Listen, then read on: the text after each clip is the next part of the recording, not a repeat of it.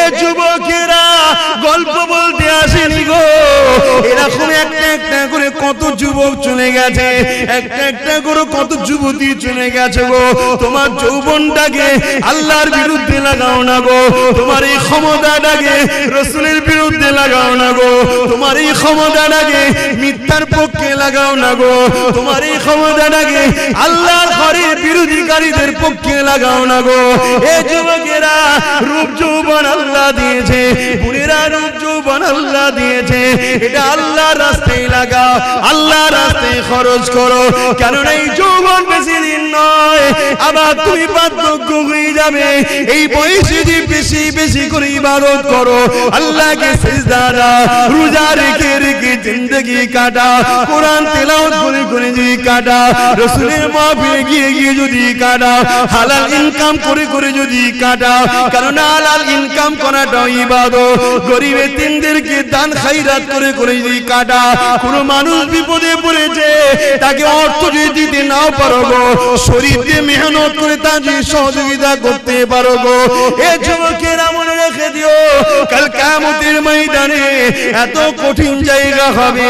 কি মনে করছো দুনিয়ায় সব জায়গায় দাদাগিরি দিয়ে পার হয়ে যাবে? লাঠির জোর আছে, প্রশাসনের জোর আছে, নেতার জোর আছে, সব জোর দেখে দুনিয়ায় চলে যাচ্ছ। মনে রেখে দিও আখিরাতে দেখাবে মনে করে রেখেছো না বন্ধু না।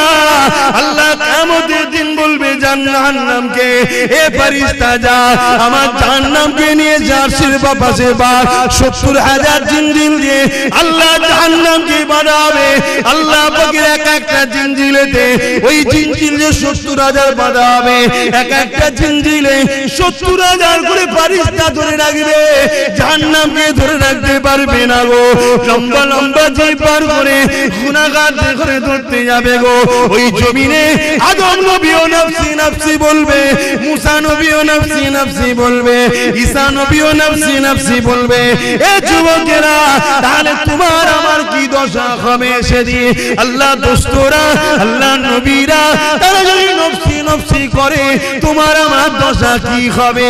দাদাগিরি বেরিয়ে যাবে, মস্তানি বেরিয়ে যাবে, রক্তের গরম কেটে যাবে। ওই দিনে তোমার আমার কেউ দাঁড়াবে না গো। হ্যাঁ, দুনিয়ায় যদি তুমি নবী নবী করো, তোমার চরণে নবী, তোমার কথাতে নবী, তোমার লিবাসে নবী, তোমার ব্যবসায়ী নবী, সব জায়গায় যে তুমি নবীকে রাখতে পারো, চিন্তার কোনো কারণ নেই। ওই কিয়ামতের দিনে নবী মুহাম্মদ তোমাকে জান্নাতে নিয়ে যাবে। একটু ত্যাগ স্বীকার করো আমার সোনার ভাইরা, আমার যুবক ভাইরা, আমার বোনেরা, একটু ত্যাগ স্বীকার করো। আরে নবী আমার দুনিয়া জমিনে সে শিক্ষা যা দিয়েছে ওইটাকে আমাদেরকে মেনে চলতে হবে।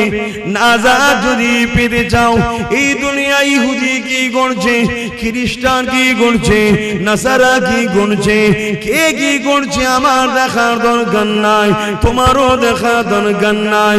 তবে তুমি যদি ইমানদার হও, তোমার জীবনের একটাই লক্ষ্য থাকবে, কোরআন শরীফ আর সুন্নাতে রাসূল। আমার কোরআন হলো আল্লাহর বাণী, আর রাসূল হলো যেটা করেছে সুন্নাত। ওই কোরআন অনুযায়ী নবী যা করেছে।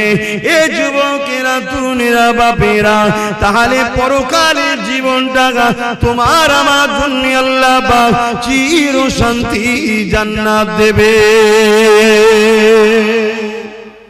সবকিছুই আল্লাহ দেয়।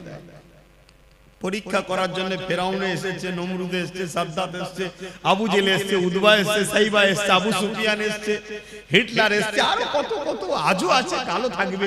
পরীক্ষার জন্য অনেককে আল্লাহ পাঠায়, কিন্তু আমাদের লক্ষ্য একটাই থাকবে, কি? আল্লাহ যেদিকে খুশি। আর আল্লাহ খুশি কার কথা মানলে?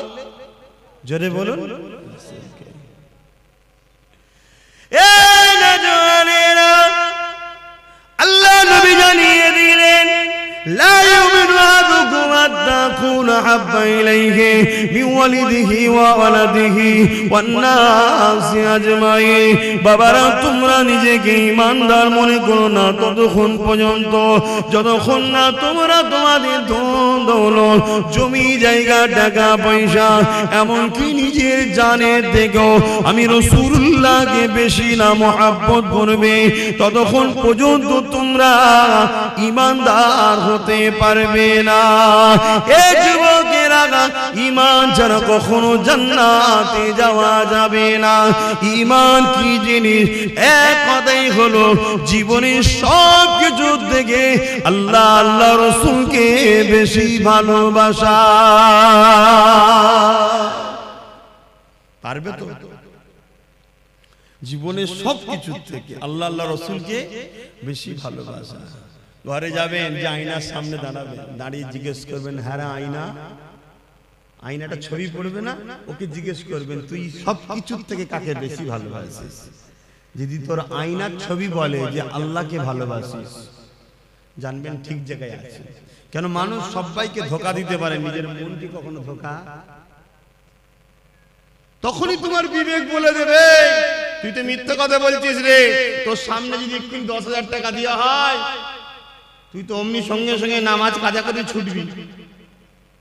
তাহলে কি মহব্বত রইল? তোমার বিবেক উত্তর দিয়ে দেবে। বাবার, আল্লাহকে যারা মহব্বত করেছে, নবীকে যারা মহব্বত করেছে, তাদের জীবন আদর্শ আমাদের জন্য মডেল গো। আল্লাহ কোরআনে নবীদের জীবনী আমার নবীকে শুনিয়েছে। বিশ্বের মানুষের কল্যাণের জন্য মেসেজটা রয়ে গেছে। এই দুনিয়া মানুষেরা আল্লাহর প্রেমিক যারা হবে, তাদের জিন্দেগিটা কেমন হয় সে রেখে দাও। ফেরাউন বলে একটা রাজা ছিল, যাকে আল্লাহ পৃথিবীর রাজত্ব দিয়েছে গো। একটা রাজ্য নয়, একটা দেশ নয়, পৃথিবীর সম্রাট ছিল, পৃথিবীর রাজা ছিল। তার এত পাওয়ার ছিল, এত শক্তি ছিল। সেই শক্তি পাওয়ার নিয়ে সেই নিজে একদিন নিজেকে খোদাই দাবি করে বসলো। সেই খোদাই দাবি করে দুনিয়ার মানুষকে তার দাসত্বের গোলাম বানাতে লাগলো। তার জীবনের প্রতিটা মুহূর্ত ছিল অন্যায়, তার জীবনের প্রতিটা মুহূর্ত ছিল জুলুম, তার জীবনের প্রতিটা মুহূর্ত ছিল নারীদের শোষণ করা, তার জীবনের প্রতিটা মুহূর্ত ছিল শরাব পান করা, তার জীবনের প্রতিটা মুহূর্ত ছিল মানুষের উপরে জুলুম করা, তার জীবনের প্রতিটা মুহূর্ত ছিল গরিবদের ঘরে কৃতদাস বানিয়ে রাখা।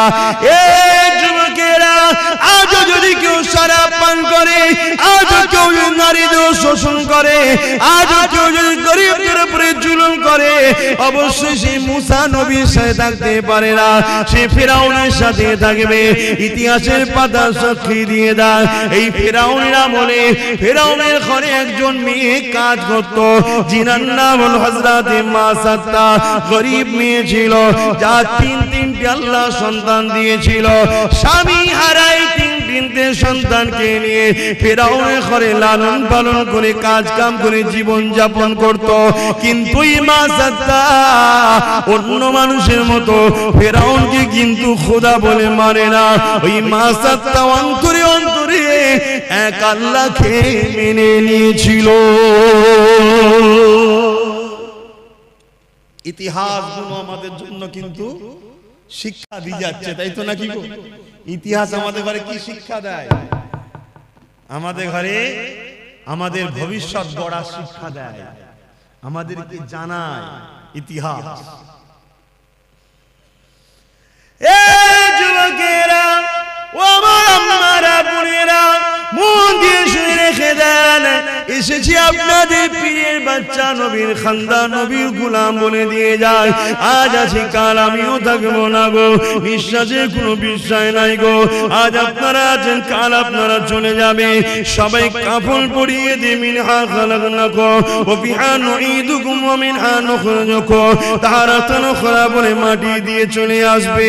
যদি তুমি দুনিয়া জমিনে নবী নবী নবী করে যেতে পারো, তোমার উঠা বসা চাল চলন যদি নবী নবী থাকে, তোমার সাংসারিক জীবনে যদি নবী থাকে, তোমার কারবারি জীবনে যদি নবী থাকে, তোমার রাষ্ট্রীয় জীবনে যদি নবী থাকে, তোমার রাজনীতির জীবনে যদি নবী থাকে, তোমার দেশপ্রেমে যদি নবী থাকে, তোমার মানবতায় যদি নবী থাকে, তোমার ইনসানিয়াতে যদি নবী থাকে, তোমার মানুষের ভালোবাসায় যদি নবী থাকে, এক কথায় তোমার জীবনে প্রতিটা সেকেন্ডে নবী থাকে, জেনে রেখে যদি কবরের জমিনে তুমি একা থাকবে না।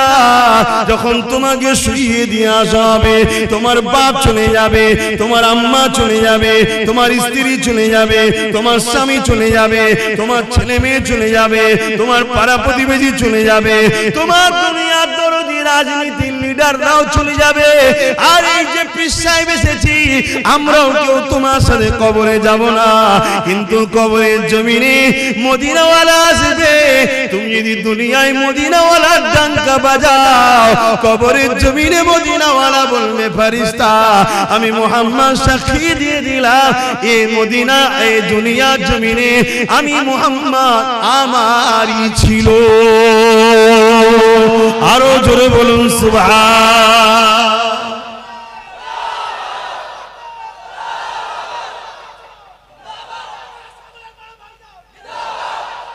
আল্লাহু আকবার।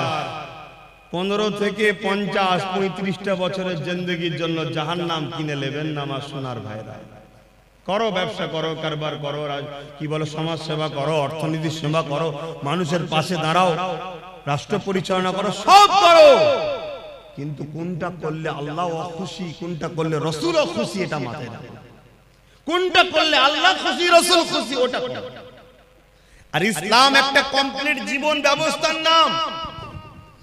ইসলামে শুধু নামাজ, রোজা, হজ, যাকাতের মধ্যে সীমাবদ্ধ করবেন না। ইসলাম বা কোরআনে এমন কোন জিনিস নাই যে যার সমস্যার সমাধান নাই। যুবক শোনো, ভাই আমার, যুবতী বোনেরা শোনো, তোমার মতো হাজারো লাখো যুবক যুবতী এই দুনিয়া থেকে কবে চলে গেছে, যুবক বয়সে, যুবতী বয়সে চলে গেছে। তোমার মতো হাজার হাজার যুবক মদ খেয়ে রাস্তার ধারে টলে টলে পড়ে আছে। তোমার বয়সে হাজার হাজার বোন বিধবা হয়ে যায়, ফুটপাতে পড়ে আছে, বা নিজের শরীরকে বিক্রি করে পেট চালাতে হচ্ছে। তা থেকে আল্লাহ ভালো রেখেছে না রাখেনি? শুকরিয়া আদায় করো, আল্লাহর নেমো হারামি হয়ো না। শুকরিয়া আদায় করো যে আল্লাহ আলহামদুলিল্লাহ অনেক ভালো আছি। তো সেই আল্লাহকে ভুলে যেও না। তিনি কি চায় তোমার থেকে? বান্দা আমায় একটু সেজদা দে, রুকু দে, আর আমার হাবিবের কথা অনুযায়ী চল, অন্য কারো কথা শুনিস না। সব ধোঁকা। আমার হাবিব তোদের আপন। জোরে বলো সুবহানাল্লাহ। এটা আমি বলিনি, আল্লাহ বলছে। এ কথা বলা যাবে তো নাকি? এ কথাও বলা যাবে না। তবে আগামী দিন ধর্মীয় আলোচনাও সমস্যা হবে, সেই সিচুয়েশন তৈরি হচ্ছে। বাপেরা, নওজওয়ানেরা, যুবকেরা, মন দিয়ে শোনো, পরিবর্তন হবার চেষ্টা করো। কেননা এই দুনিয়াতে আমার আপনার জন্য পরীক্ষা জায়গা। আখিরাতের জমিনটা বড় কঠিন হবে। ওই কবরের জমিনটা যদি তোমার রাসূলের না হয়ে যেতে পারো, ওই কবরের জমিনে আল্লাহ বা 99টা করে সাপ দেবে গো। ওই কবরের জমিনে দেখা যাবে জাহান্নামের একটা গর্ত হয়ে যাবে গো। এই যুবকেরা, দুনিয়ার জমিনে যদি সামান্য একটু আগুনে হাত লেগে যায়, সঙ্গে সঙ্গে যদি হাতটা টেনে এলাও, তার জ্বলনটা মাসকে মাস থাকতে থাকে, তার কষ্টটা বলার মতন এত কষ্ট হতে থাকে। দুনিয়ার যে আগুন দেখছো, ওই আগুনটা জাহান্নামের আগুনের কাছে তো বড় পেন নাই গো। জাহান্নামের আগুনকে 70,000 বার ধোয়ার পরে তারপরে আগুনটা তৈরি হয়েছে গো। এ যুবকেরা, গল্প বলতে আসেনি গো। এরকম একটা একটা করে কত যুবক চলে গেছে, একটা একটা করে কত যুবতী চলে গেছে গো। তোমার যৌবনটাকে আল্লাহর বিরুদ্ধে লাগাও না গো। তোমার এই ক্ষমতাটাকে রাসূলের বিরুদ্ধে লাগাও না গো। তোমার এই ক্ষমতাটাকে মিথ্যার পক্ষে লাগাও না গো। তোমার এই ক্ষমতাটাকে আল্লাহর ঘরের বিরোধীকারীদের পক্ষে লাগাও না গো। এ যুবকেরা, রূপ যৌবন আল্লাহ দিয়েছে, বুড়িরা রূপ যৌবন যৌবন আল্লাহ দিয়েছে, এটা আল্লাহর রাস্তায় লাগাও, আল্লাহর রাস্তায় খরচ করো, কেননা এই যৌবন বেশি দিন নয়, আবার তুমি বার্ধক্য হয়ে যাবে।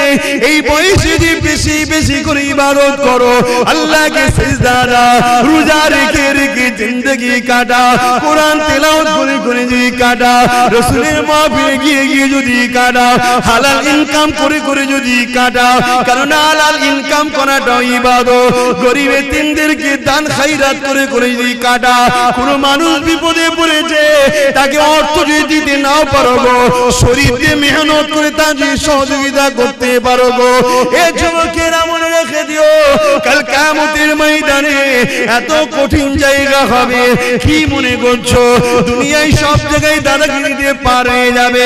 লাঠির জোর আছে, প্রশাসনের জোর আছে, নেতার জোর আছে, সব জোর দেখে দুনিয়ায় চলে যাচ্ছ। মনে রেখে দিও আখিরাতে দেখাবে মনে করে রেখেছো না বন্ধু না। আল্লাহ কিয়ামতের দিন বলবে জাহান্নামকে, এ ফেরেশতা যা আমার জাহান্নামকে নিয়ে জার্সির পাশে বা ৭০,০০০ জিনজিল দিয়ে আল্লাহ জাহান্নামকে বাঁধাবে।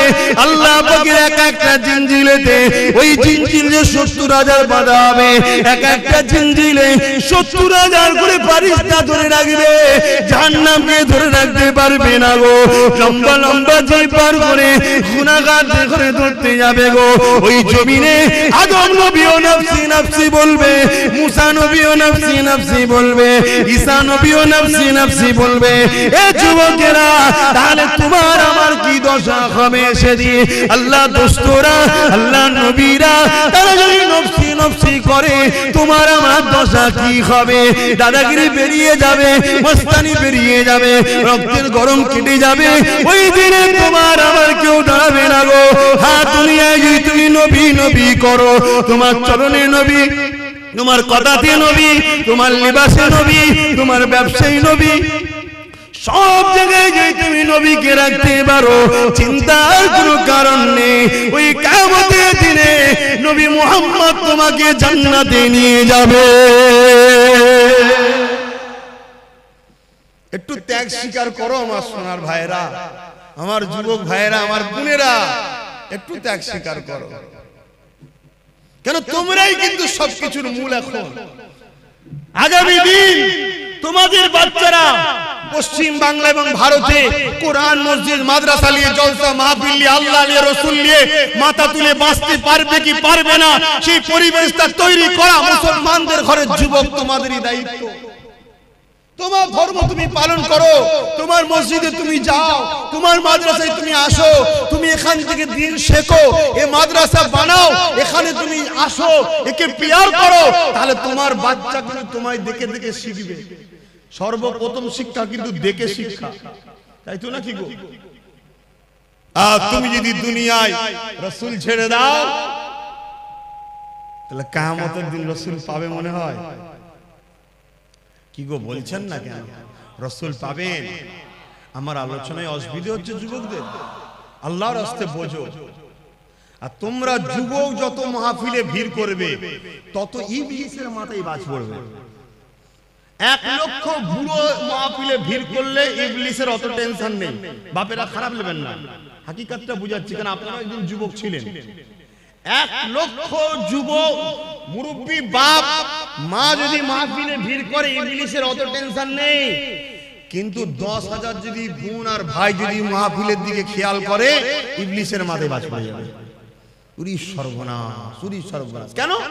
ও জানে মুরব্বী বাপটা আর হয়তো 2-5 বছর,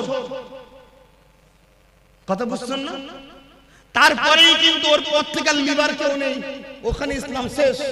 কিন্তু যুবকটা যখন এখন আসছে, এই বয়সে ওর ছেলেটা ওর সাথে আসবে, তার মানে এখন 100 বছর 150 বছর চলবে, কথা বুঝছেন না? এই জন্য তোমাদেরকে আল্লাহর রাস্তায় বলছি, তোমাদেরকে হাজারো চক্রান্তে জড়িয়ে রাখা হবে, শুধুমাত্র উদ্দেশ্য আল্লাহ থেকে সরাও, রাসূলের থেকে সরাও। আরে আব্বাস সিদ্দিকী কে? আব্বাস সিদ্দিকী পৃথিবীর বুকে একটা ছোটখাটো নগণ্য নবী, দ্বীনের খাদেম, অন্য কিছু নয়। সামান্য খাদেম, আমার থেকে তোমাকে কেউ সরাতে চায় না, তোমাকে সরাতে চাইছে রাসূল থেকে, আল্লাহ থেকে। হ্যাঁ, গর্বের সাথে বলছি, আব্বাস সিদ্দিকের জীবনের একটাই লক্ষ্য, দুনিয়ায় তুমি রাসূলের থাকো, আখিরাতেও তুমি রাসূলের থাকো।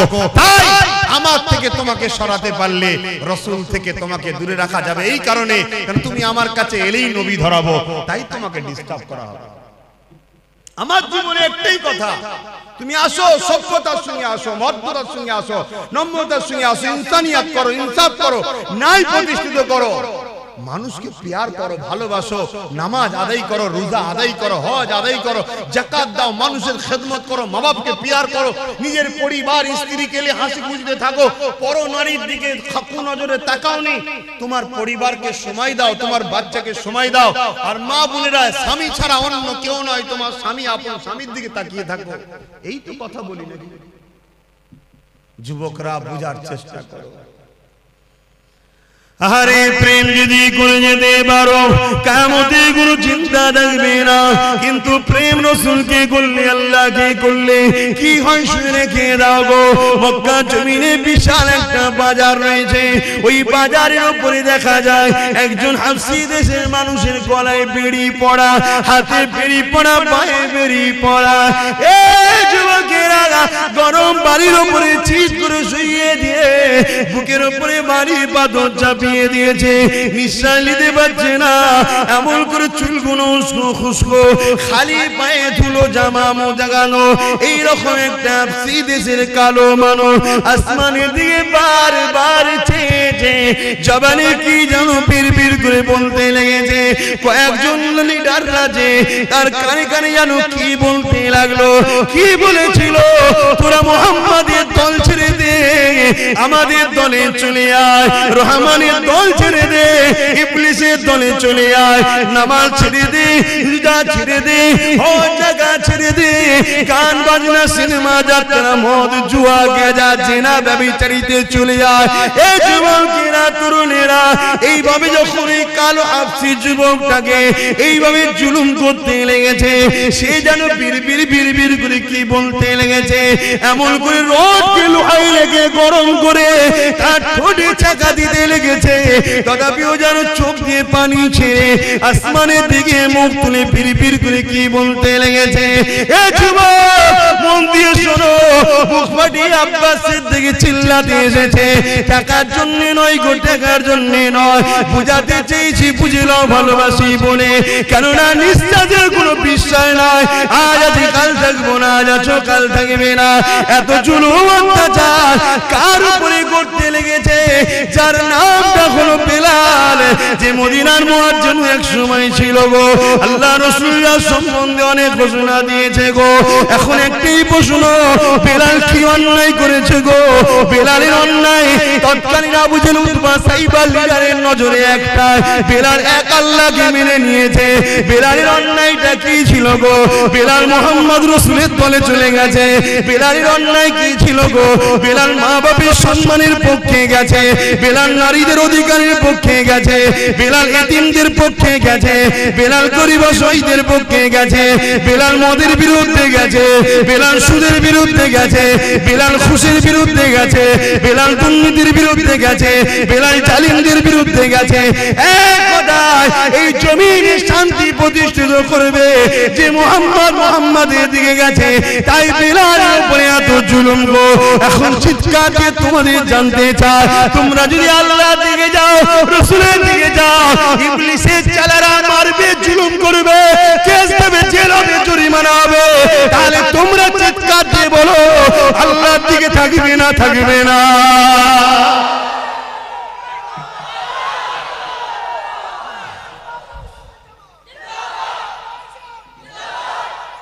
আল্লাহু আকবার। পারবে বেলালের মতো মার খেতে? সে পরীক্ষা নেবে না, আল্লাহ চিন্তা নেই। সে নিলে তো আমাদের ইমানের সব দিক দিয়ে পালাবে, অবস্থা বুঝেই নেবে, চিন্তা নেই। তবে আল্লাহ যাকে ভালোবাসে একটু পরীক্ষা করবে না, করবে না? তুমি পরীক্ষা করো না? তোমায় কেউ যদি বলে ভালোবাসে, পরীক্ষা করো না? তুমি কেউ নয় যদি পরীক্ষা নিতে পারো, সবকিছুর মালিক যিনি, তিনি পরীক্ষা নেবে না, দুটো হাত দিলাম, দুটো চোখ দিলাম, দুটো কান দিলাম, দুটো পা দিলাম, নিঃশ্বাস দিলাম, আজও বাঁচিয়ে রেখেছি। মায়ের পেটে ছিল, খাইয়েছি, দুনিয়ায় আসার আগে মায়ের স্তনে দুধ দিয়েছি, খেয়েছে, জমিনে গাছ লাগাই ও ফল দিই আমি, তো সে আল্লাহ একটু পরীক্ষা নেবে না? তো পরীক্ষা যেই নেবে উনি মন খারাপ করলে হবে? তবে হ্যাঁ, আমাদের জন্য তো অনেক ফেসিলিটি আছে, যে ফেসিলিটিটা সাহাবারা পায়নি বা অন্য অন্য নবীরা পায়নি, আমরা কিন্তু অনেক ফেসিলিটি পেয়েছি। কি? আমার রাসূল জানিয়ে গেছে।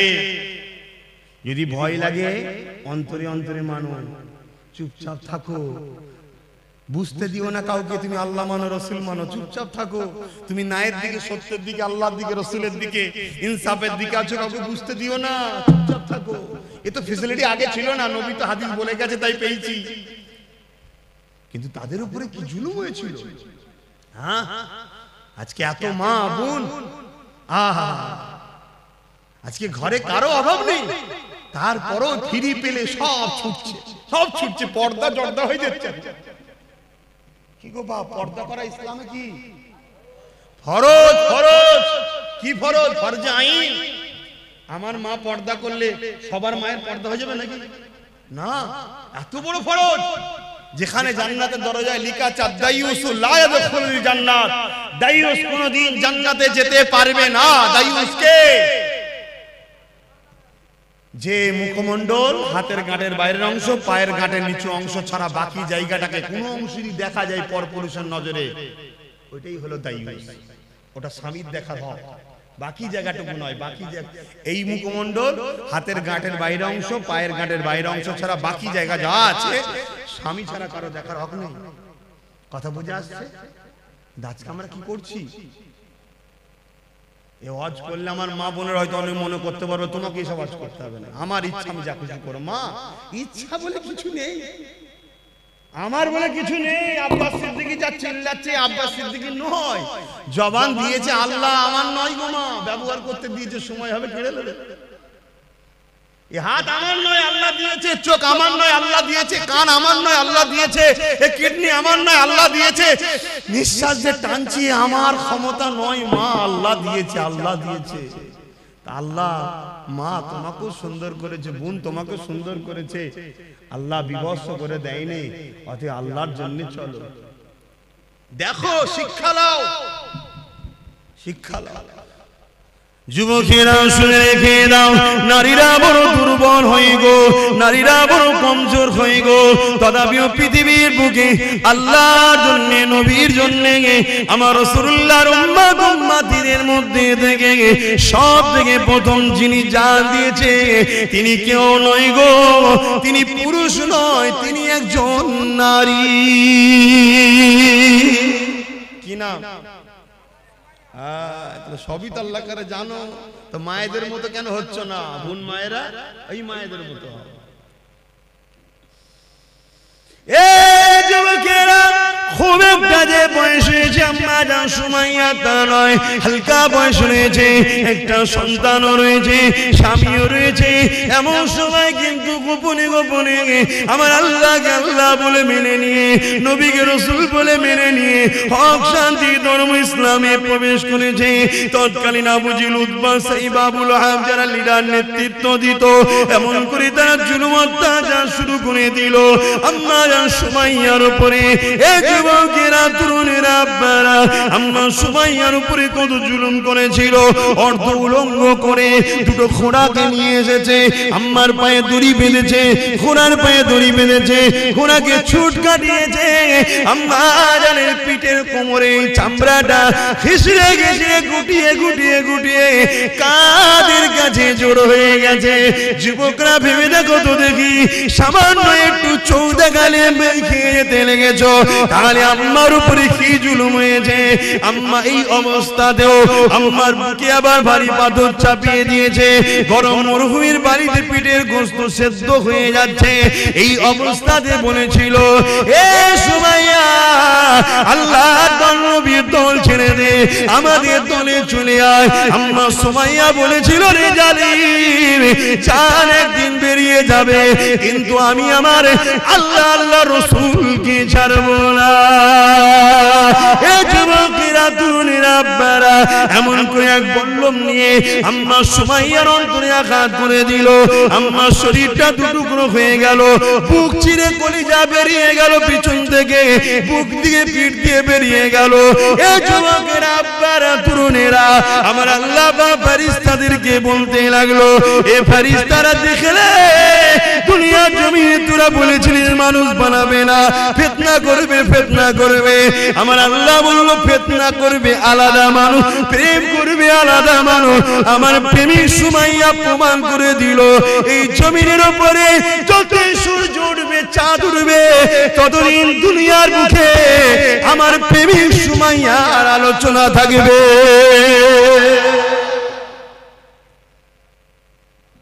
আজকে আব্বাস সিদ্দিকীকেও আলোচনা করতে হচ্ছে, আল্লাহর প্রেমিক। বলো, সে আল্লাহর রাসূলের প্রেমিক হতে পারবে তো নাকি গো? জান মাল সব দিয়ে প্রেমিক হতে হবে। দুনিয়ায় কারো কথা শুনলে চলবে না, আমাদের ঘরে মুহাম্মদ রাসূল এবং আল্লাহর কথা শুনে চলতে হবে, তাই তো নাকি? তাহলে বলুন, জীবনের শেষ নিঃশ্বাস পর্যন্ত নিজেদের জান মাল দিয়ে আল্লাহ আল্লাহ রাসূলের জন্য কারা নিজের জীবনকে উৎসর্গ করতে পারবেন? হাত তুলে দেখান। নারে তাকবীর, নারে তাকবীর। যে হাতগুলো উঠেছে আল্লাহ কবুল করেন, বলুন আমিন। আরো জোরে বলুন আল্লাহুম্মা আমিন। যদি কেউ জান্নাতে যেতে না চায়, হাত না তুলতে চায়, বেকার, তার জন্য দোয়া আছে। আমার বেকার, তাকে কষ্ট দিলাম না, তাই তো? সে বেচারি যেতে চাইছে না, আমি কেন ধরে টানতে যাবো? আল্লাহ কবুল করো। কিন্তু হাতগুলো কতটা ভালো, ঠিক আছে না? শুধু তুলে দিলেন। ভাইরা, নওজওয়ানেরা, প্রেম যে নেই তা নয়, অবশ্যই দুনিয়ায় যদি ঈমান না থাকবে, আল্লাহ পাক দুনিয়াকে ততদিন রাখবে।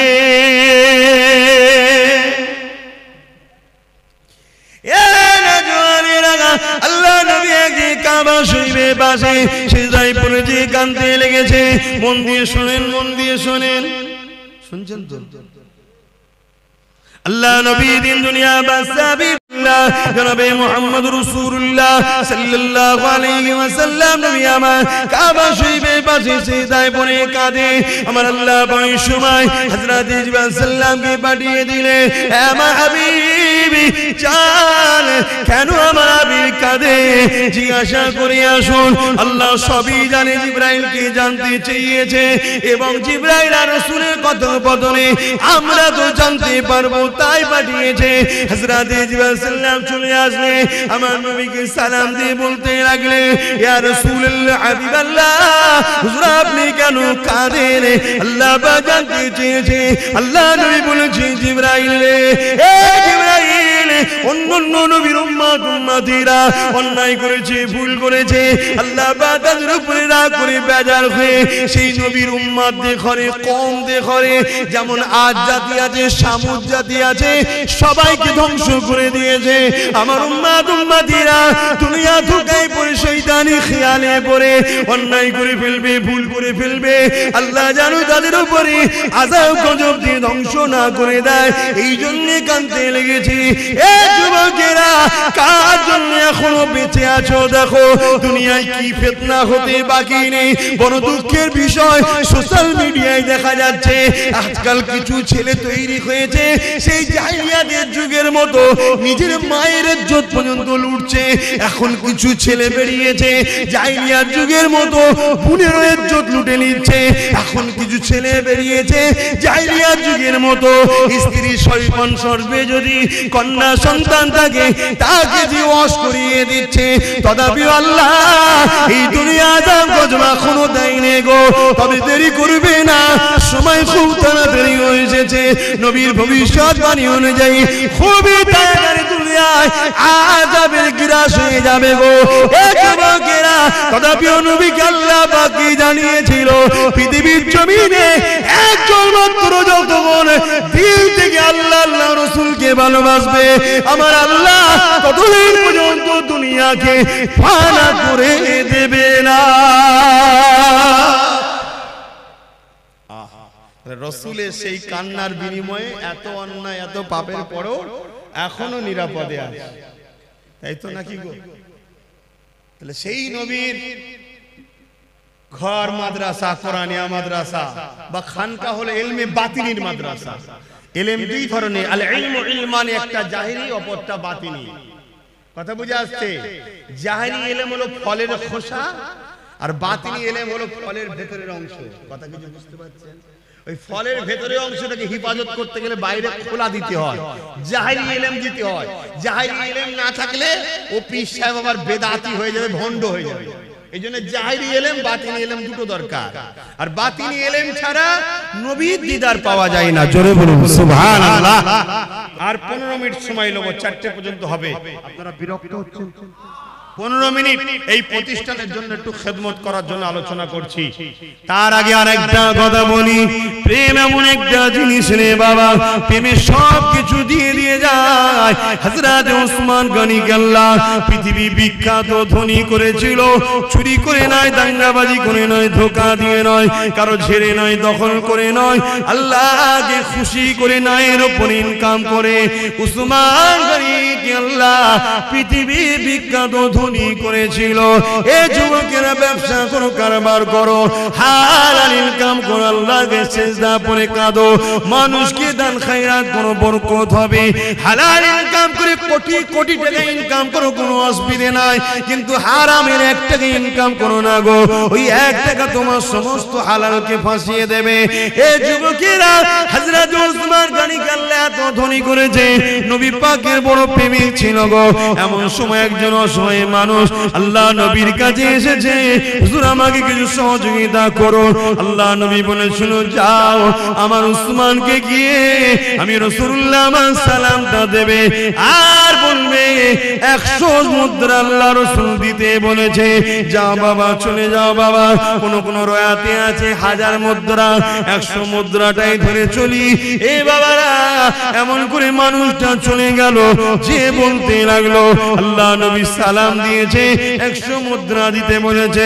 উসমান গনি শুনলো, অন্য লোকের সঙ্গে কথা বলতে লাগলো, আবার বলতে লেগেছে, ও হযরত উসমান গনি রে, আল্লাহ নবী তোমার কাছে আমাকে পাঠিয়েছে, 100 মুদ্রা দিতে বলেছে। দুবার বললো, হুজুর অন্যজনের সঙ্গে আবার কথা বলতে শুনে 3বার বললো, মানুষটা চলে যাচ্ছে। হযরত ওসমান গনি বলছেন, কোথায় যাচ্ছ? ওই সময় বলেছেন, হুজুর আপনি তো আমার কথার গুরুত্ব দিচ্ছেন না। ওসমান গনি চৌদি পানি এসে যায়, কি কথা বলছো আল্লাহর বান্দা, তোমার কথা গুরুত্ব তো বলা হতে পারে, আমার জান, আমার ঈমান, রাসূল তোমাকে পাঠিয়েছে, যখন তুমি বলো নবী পাঠিয়েছে, 100 মুদ্রা দিতে বলেছে। উসমানকে নবী স্মরণ করেছে, শুনে আমার দিলটা বড় হয়ে গেছে। যতবার বলো 100 মুদ্রা করে ঠিক করেছি, তুমি যদি বারবার বলে যেতে, তোমার জন্য 100 করে বাড়াতে থাকতাম। এ আল্লাহর বান্দা রে, আমার রাসূল তোমাকে পাঠিয়েছে শুনে আমি বড় খুশি। 3বার বলেছো, 300 মুদ্রা দিয়ে দিলাম। প্রেম কাকে বলে? প্রেম কাকে বলে? আল্লাহু আকবার।